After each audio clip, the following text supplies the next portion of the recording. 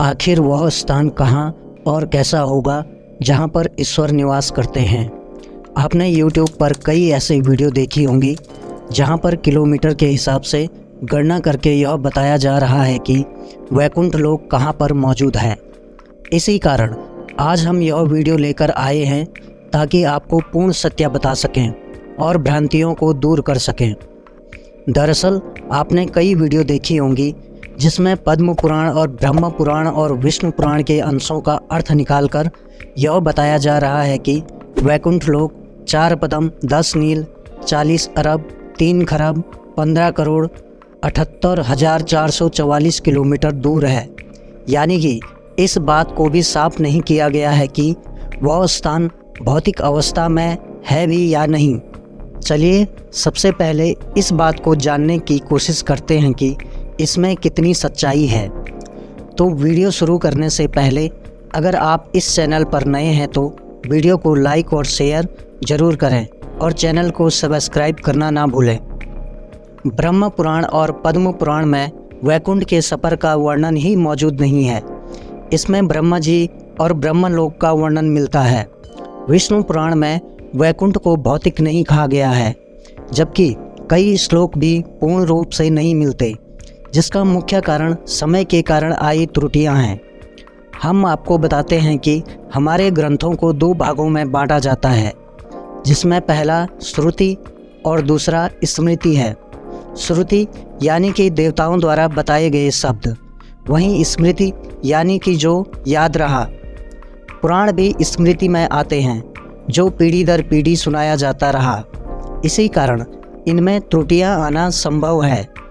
इस कारण हम वेद उपनिषदों को ज़्यादा मान्य मानते हैं। सबसे पहले हम हिंदू धर्म के अनुसार वैकुंठ लोक को समझने की कोशिश करेंगे और साथ ही वैज्ञानिक नज़रिए से इसे समझेंगे। सनातन धर्म में जिस प्रकार धरती में कैलाश पर्वत को शिव का निवास स्थान बताया गया है, उसी तरह भगवान विष्णु का निवास स्थान वैकुंठ में बताया गया है।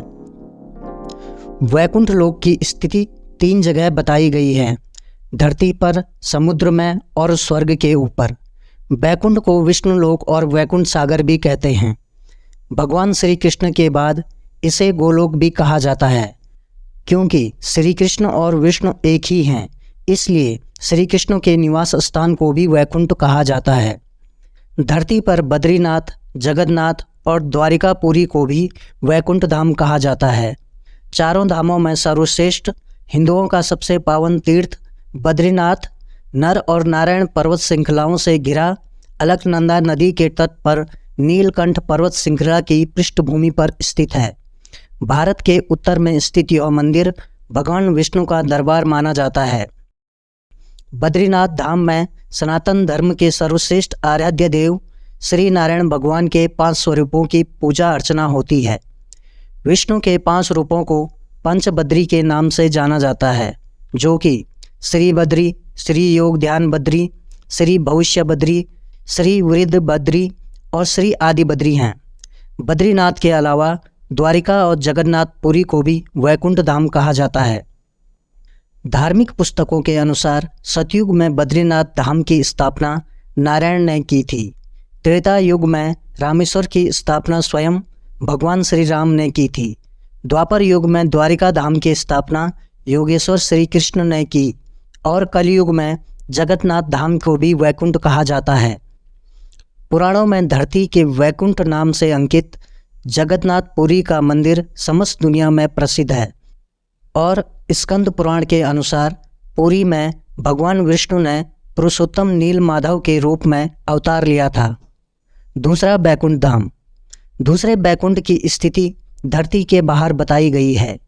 इसे ब्रह्मांड से बाहर और तीनों लोकों के ऊपर बताया गया है। यह धाम दिखाई नहीं देने वाला प्रकृति से 3 गुना बड़ा है। इसकी देखरेख के लिए भगवान के 96 करोड़ पार्षद तैनात हैं।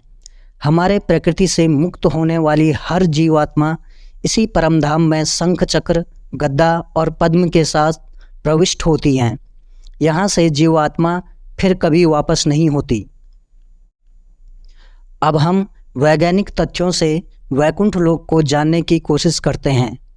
हम जानते हैं कि हमारा ब्रह्मांड फैल रहा है और इसको दो भागों में बांटा जाता है। पहला ऑब्जर्वेबल यूनिवर्स यानी जहाँ तक हम जान सकते हैं, और इसके बाहर है अनऑब्जर्वेबल यूनिवर्स, इसके भी बाहर अवॉइड यूनिवर्स यानी कि खाली ब्रह्मांड। इसे भी उतना ही बड़ा कहा जा सकता है जहाँ तक कि यह फैला है। हमारी टाइम एंड स्पेस थ्योरी भी यहीं तक चलाई जा सकती है। Observable universe 45.7 billion light year की दूरी पर है। वैज्ञानिक भाषा में जाने तो स्पेस भी यहीं तक है, तो समय की गणना भी यहीं तक संभव हो सकती है, तो हम आगे जा भी नहीं सकते। अंतरिक्ष के बाहर समय भी नहीं है, तो इस तरह हम किलोमीटर में दूरी को नहीं नाप सकते हैं। हमारा यूनिवर्स 3 डायमेंशनल है, जिसमें कि समय तीसरा डायमेंशन है जो इसी यूनिवर्स तक सीमित है। इसके आगे अभी तक मल्टीवर्स कॉन्सेप्ट में ही समझाया जा सकता है, यानी 5th डायमेंशन, जहां हमारे ब्रह्मांड जैसे कई और भी ब्रह्मांड हैं। आयाम या डायमेंशन के बारे में हम आपको पिछली वीडियो में ही डिटेल में बता चुके हैं, जिसका लिंक भी आपको आई बटन या डिस्क्रिप्शन में मिल जाएगा। मल्टीवर्स कॉन्सेप्ट की जानकारी वेदों में भी दी गई है और पुराणों में भी इसका उल्लेख है, लेकिन आसान शब्दों में इसका वर्णन नहीं मिलता, तो हम सिर्फ कड़ियों को जोड़कर आपके सामने मल्टी डायमेंशनल कॉन्सेप्ट बताने की कोशिश करेंगे। 4th डायमेंशन हमारा टाइम है, जो एक दिशा में सिर्फ हमारे यूनिवर्स तक ही सीमित है, लेकिन 5th डायमेंशन में हमारे ब्रह्मांड जैसे कई और ब्रह्मांड हैं, जहां टाइम आगे और पीछे 2 दिशाओं में चलता है। यानी यहाँ पर आप किलोमीटर की भौतिक दूरी से नहीं जा सकते। भौतिक मशीनें और तकनीकी ऑब्जर्वेबल यूनिवर्स तक ही सीमित हैं, लेकिन अब हम आपको इससे आगे की जानकारी देंगे। 6ठा आयाम ब्रह्मलोक से भी ऊपर है, जहाँ पर भगवान विष्णु के कई रूप निवास करते हैं। यहीं से भौतिक संसार और तत्व ऊर्जा का निर्माण करते हैं। यह कोई भौतिक स्थान नहीं, बल्कि परम ब्रह्म से भी ऊपर का स्थान है, जहाँ से ब्रह्मांड को 5वें आयाम में निर्मित किया जाता है। इसी कारण ब्रह्म को विष्णु की नाभि से बना हुआ माना जाता है। इसके ऊपर है ब्रह्म ज्योति या कहें ज्ञान स्रोत।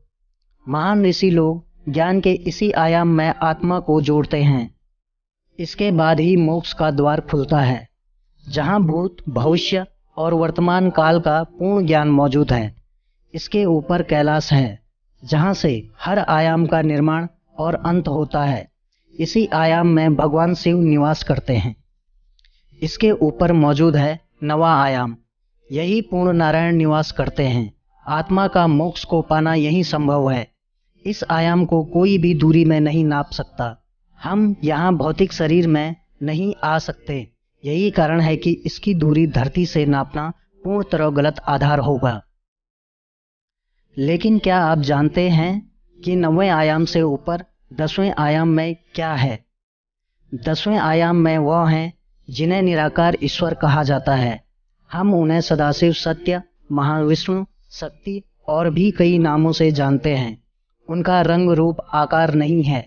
वह हरदेव भगवान का पूर्ण रूप एक ही आयाम में है।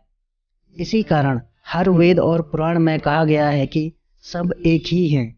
इस रूप का हम वर्णन तक नहीं कर सकते। आशा करते हैं कि आपको यह वीडियो अच्छी लगी होगी। वीडियो को लाइक करना ना भूलें। हम हिंदू धर्म की ऐसी जानकारी अपने चैनल पर लाते रहते हैं, तो उसे सब्सक्राइब करना ना भूलें, क्योंकि सवाल यह नहीं है ईश्वर है या नहीं, सवाल यह है हम उसे कैसे पा सकते हैं। धन्यवाद। जय हिंद।